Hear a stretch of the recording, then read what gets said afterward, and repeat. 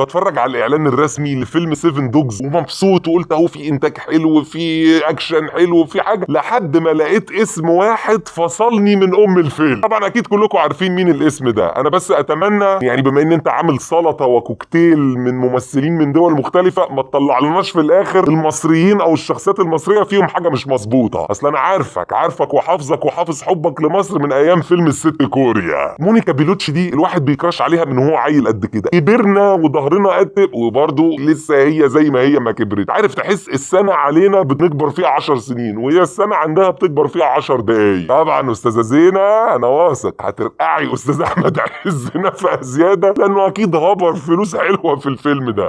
ونزل الاعلان الرسمي لفيلم 7 دوجز اللي هو بتاع كريم عبد العزيز واحمد عز، ده يعني من النجوم المصريين. وهو البرومو غريبه جدا، نزل وبعدين اتمسح وبعدين نزل تاني، فده ملوش عندي تفسير غير ان غالبا الشوال لسه بيتعلم، مش عارف الفرق بين ببلش وانليستد. ما علينا. تفاصيل الفيلم احنا كنا اتكلمنا عنها في حلقه عملتها قبل كده، فهسيب لكم اللينك بتاعها. لكن النهارده خلونا نقول ملحوظات سريعه على البرومو اللي نزل. اول ملحوظه تلفت نظرك هي في البوستر. هتلاقي ان البوستر اللي نازل دلوقتي، اللي انا مش عارف اذا كان رسمي ولا مش رسمي، هو شبه او قريب جدا من بوستر لعبه سليبنج دوجز. يعني هتلاقي نفس الروح. وبرضه عشان ابقى محايد جدا او ابقى حقاني، مش نقش، يعني مش متاخده كوبي بيست، بس الروح هي او قريبه جدا منها. وده مش هقدر اقول انه مضايقني لان هي تفصيله هبله جدا، بس يعني انتوا ما شاء الله صارفين فلوس قد كده وبتقولوا بتاع 40 مليون دولار ولفتوا على دول العالم، خدتوا من كل دوله واحد اللي يمثل واللي يخرج واللي يالف واللي يعني عملتوا كل حاجه. كان المفروض بقى كمان نعمل برين ستورم لطيف كده ونطلع ستايل جديد في البوستر، بس دي نقطه هعديها بسرعه. تاني ملحوظه مهمه في البرومو، انه واضح ان الفيلم ده بيركز على الاكشن بس. يعني من اول ما بتتفرج هو في اكشن حلو وفي صرف عالي جدا وانفجارات. خليني اقول انه كريم عبد العزيز مثلا بالنسبه لي، انا كنت شفته في مشروع اكس ما كانش عنده اللياقه، لا هنا في لياقه. واحمد عز برضو نفس القصه. بما ان الفيلم بيخاطب عشاق الاكشن، اتمنى ان ما يبقاش فيه قفا، يعني ما يبقاش انتوا حاطين اجمل المشاهد واجمل الحاجات اللي فيها اكشن في البرومو وتخش الفيلم تلاقي هي مواقف بتتعدى على الصوابع، لان في افلام بتبقى قائمه على كده. بما ان انتوا عاملين انتاج عالمي يبقى المفروض تعملوا برضو اكشن عالمي. وانا اصلا طول ما بتفرج رغم ان مش هي بس حسيت ان في كده ريحه فاست اند فيريوس. لكن بقى معلومه التركيز على الاكشن دي تورينا ان الفيلم مش مركز اصلا على القصه، يعني ما فيش اي قصه، وده متوقع. هي قصه باي تركي آل الشيخ، فانا كنت متوقع ان ما فيش قصه، وهي كلاشيه يعني كبير جدا، اللي هي واحد في عصابه وواحد ضابط هيتحدوا مع بعض عشان يكشفوا العصابه، وعندك كمان 3 كيلو كلاشيهات في الجمل وفي المواقف وفي الطريقه نفسها بتاعت كلامهم. هي برضو هقول لك حسيت انها نفس الطريقه الكلاشيه اللي بتحصل في فاست اند فيريوس، بس فاست اند فيريوس بيقدم اكشن عالي قوي. هل انتوا هتقدروا تقدموا الاكشن ده بقى هيبان في الفيلم. ملحوظه برضو انا حسيت وانا بتفرج على البرومو ان مش الابطال احمد عز وكريم عبد العزيز، او يعني مش هم الابطال بس، انا حسيت انها بطوله جماعيه. يعني انا كلهم مساحاتهم بالنسبه لي في الاعلان شبه بعضها، وده في حد ذاته حاجه كويسه. يعني مش لازم يبقى الابطال بتوعي هو كريم عبد العزيز واحمد عز بس، حلو جدا لو الاقي كريم عبد العزيز واحمد عز وسلمان خان ومونيكا بيلوتشي وهنا الزاهد، يعني الاقي الميكس ده. رغم ان الاخبار بتقول ان سلمان خان تحديدا هو طالع ضيف شرف، طالع مشهد او مشهدين، ده اللي اتقال برضو، ده لسه ما اعلنش بشكل رسمي. لكن في بقى حاجه غريبه جدا في البرومو. الفيلم ده فيه ممثلين كتير جدا، في مثلا واحده زي منى شلبي، غريبه انها ما طلعتش في البرومو، رغم ان طارق عماد وهنا الزاهد ظهروا. اعتقد منى شلبي كتمثيل اتقل منهم او كاسم اكبر منهم، فليه هي ما طلعتش؟ ده انا مش فاهمه. ورغم ان في اصلا مكتوب في اخر البرومو اسم منى شلبي، يعني ده اكد لي انها موجوده، فدي حاجه انا مش فاهمها. حاجه ملحوظه في البرومو، الفيلم مش بس هيبقى اكشن، هيبقى فيه كده يعني سنه صغيره كوميديا، سواء عند كريم عبد العزيز او سواء عند احمد عز. يعني كريم عبد العزيز في لقطه كده في البرومو لما احمد عز ضربه وشلوت قال له ايه هخلف ازاي دلوقتي، وبرده احمد عز في وسط الخناقه هنا الزاهد بتكلمه قال لها مزنوق بس في اجتماع وهكلمك تاني. طبعا هي دي مش افيهات تضحك ولا يعني اخرها تخليك تبتسم، بس بقول انه ده بيديني انطباع ان جنب الاكشن هو في كده حاجه صغيره بتضحك. وبالمناسبه ده برده نفس التيمه بتاعه فاست اند فيريوس وبتاعه الستايل ده، اللي هو اكشن كتير جدا وجملتين 3 في النص ممكن يخلوك تبتسم. من الحاجات اللي كانت عجباني ان حسيت ستايل التصوير بتاع الفيلم قريب من كانه فيديو جيم. يعني تلاقي مثلا في لقطات ظهرت في البرومو هو سنايبر والكاميرا بتتحرك معاه، لدرجه ان انا في لحظه لو عملت بوز هو ده في لعبه ولا في فيلم. مسدس برده بيتحرك والكاميرا بتتحرك معاه. حتى اسماء الكرو او اسماء الاخراج بتظهر بطريقه الفيديو جيم، ويبقى في مثلا شوتينج او حاجه فهي تعمل افكت. حاسس ان الموضوع قريب شويه من فيديو جيم، وده خلاني ارجع اقول يمكن عشان كده هم خلوا البوستر قريب من بوستر لعبه اللي هو سليبنج دوجز. ما اعرفش، بس هي عموما فكره الفيديو جيم لطيفه لو متوظفه جوه الفيلم حلو، او لو مدياني اكشن حلو يعني. طبعا الملحوظه اللي انا ملاحظها من اول اسم الفيلم اللي هو 7 دوجز لحد دلوقتي بعد ما شفت البرومو اتاكدت منها، الفيلم ده ما يتصنفش لا فيلم مصري ولا فيلم عربي. يعني انا وانا قاعد بتفرج شيل كريم عبد العزيز، شيل احمد عز، شيل الاسماء دي، هات اسماء اجانب، الاحداث تمشي جدا. مزيكا حتى او الاغاني اللي شغاله ما تحسهاش ليها هويه عربيه او هويه مصريه. وبالمناسبه انا مش هقول ان ده غلط، يعني يمكن انا واحد تركي آل الشيخ معايا ملايين كتير، انا اساسا هدفي اعرض الفيلم في سينمات اوروبا وسينمات امريكا. ممكن انا عايز انتج حاجه مش هدفي بيها الجمهور العربي، انا بعمل الخلطه اللي الجمهور الاجنبي بيحبها. كده عارفين مش ساعات الصين يجوا مثلا يصنعوا لنا فوانيس رمضان والدلمغ الدول العربيه، هم اكيد مش بيصنعوا لنفسهم، هم متارجتين الجمهور العربي. كاي صناعه انك تعمل صناعه من بلدك وتارجت جمهور تاني، انا ما عنديش فيها مشاكل. بس بالنسبه لي اللي كان افضل وكان احسن، بما ان دي سينما وبما ان احنا بنحاول نوصل للعالميه، كنت احب نوصل للعالميه كدول عربيه او كممثلين عرب او كصناعه سينما عربيه، يعني توصل بالهويه العربيه. وممكن برضو تعمل اكشن بس يبقى في كده بصمه عربيه، يعني ما احسش وانا بتفرج ان انا بتفرج زي ما قلت لكم على فاست اند فيريوس اللي هو فيلم اجنبي، انا مش شايف فيلم عربي او مصري. بس باكد تاني بقى اولويات المنتج، ولو انا متارجت اساسا جمهور اجنبي خلاص مش مشكله، انت حر يعني. طبعا الفيلم لحد دلوقتي فيه سؤالين هيجننوني. السؤال الاول، الفيلم ده هينزل امتى؟ لان كل شويه تركي آل الشيخ يطلع يقول لك سون،